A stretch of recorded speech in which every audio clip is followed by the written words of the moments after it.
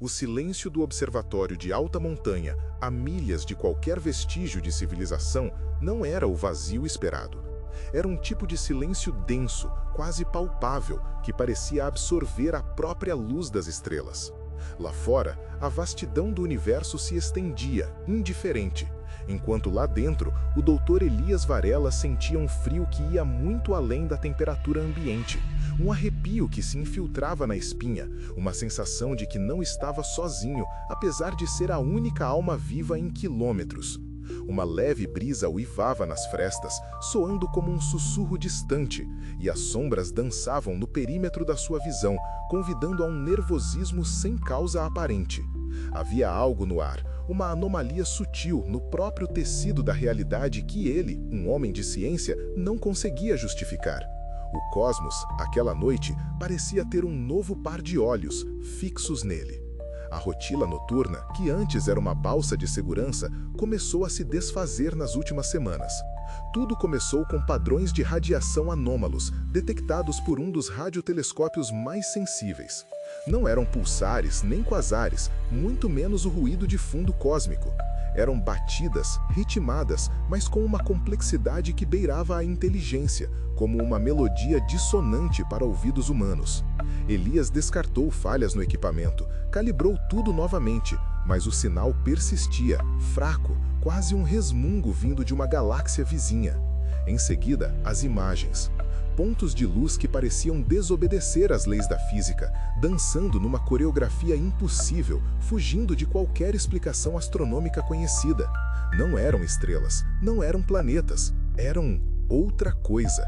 Algo que se movia com propósito, mas que não emitia calor nem massa discernível.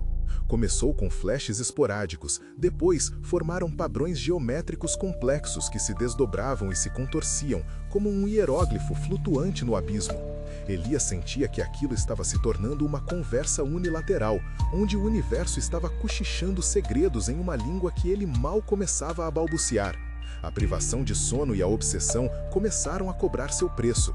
Elias via as formas nas sombras de seu laboratório, ouvia os sussurros do sinal de rádio mesmo com os fones desligados e sentia o toque gélido de dedos invisíveis na nuca. A realidade parecia se esticar e se dobrar, e a linha entre a lucidez e a loucura se tornou um fio tênue. Ele passava horas em frente aos monitores, os olhos injetados, buscando respostas que sabia que não existiam em nenhum livro didático. Suas refeições eram esquecidas, seus compromissos ignorados. O único mundo que importava era o daquelas luzes e sons. A paranoia cresceu como erva daninha, alimentada pelo isolamento e pelo inexplicável. Cada ruído do observatório, cada estalo da estrutura metálica era interpretado como uma manifestação, uma aproximação. Sua mente, antes um bastião da razão, virou um campo de batalha para terrores que nem sabia que existiam. Ele começou a falar sozinho, a questionar sua própria sanidade, mas a voz em seu interior, a mesma que insistia que aquilo era real, era cada vez mais alta. A anomalia, que antes parecia distante, agora estava aqui. Não visivelmente, não como uma nave espacial clichê, mas como uma presença invasiva, uma mente colmeia que não possuía forma. As luzes nos monitores se intensificaram, não com brilho, mas com uma complexidade que desorientava, como se a própria estrutura da luz se transformasse em uma linguagem, uma torrente de informações incompreensíveis que se derramavam diretamente em sua consciência. Elias não via um alienígena, mas sentia a presença de algo que era tão antigo quanto o próprio tempo, tão vasto quanto o cosmos e tão indiferente quanto a escuridão. Não era uma visita, era uma revelação cósmica que dilacerava sua mente. Ele percebeu que as luzes não estavam vindo de um lugar distante, mas estavam apenas se manifestando, revelando-se de dentro do próprio tecido universal. Ele não as descobriu, elas o permitiram vê-las. Era uma sintonização, um despertar forçado para uma realidade que não se importava com a humanidade ou suas insignificantes preocupações. O confronto cósmico não foi uma luta, mas uma assimilação. Ele era um canal, uma porta aberta.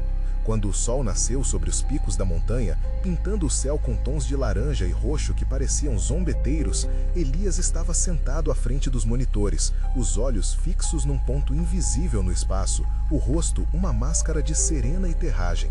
A dissonância em seus fones de ouvido havia cessado. Agora havia apenas um murmúrio, suave e constante, que ele parecia compreender perfeitamente, uma melodia que permeava cada célula de seu ser. As luzes nos monitores ainda piscavam, mas para ele eram mensagens claras. Ele não estava mais lá, o Elias de antes. Havia apenas a casca, um recipiente para algo que havia se conectado. A vasta e fria indiferença cósmica tinha encontrado um novo lar e a porta estava escancarada. Afinal, a noite é longa e o universo, meu caro, é um baú sem fundo para horrores que nem sequer conseguimos sonhar. E há sempre mais a ser desvelado. Muito mais. Deixe seu like e se inscreva para mais vídeos.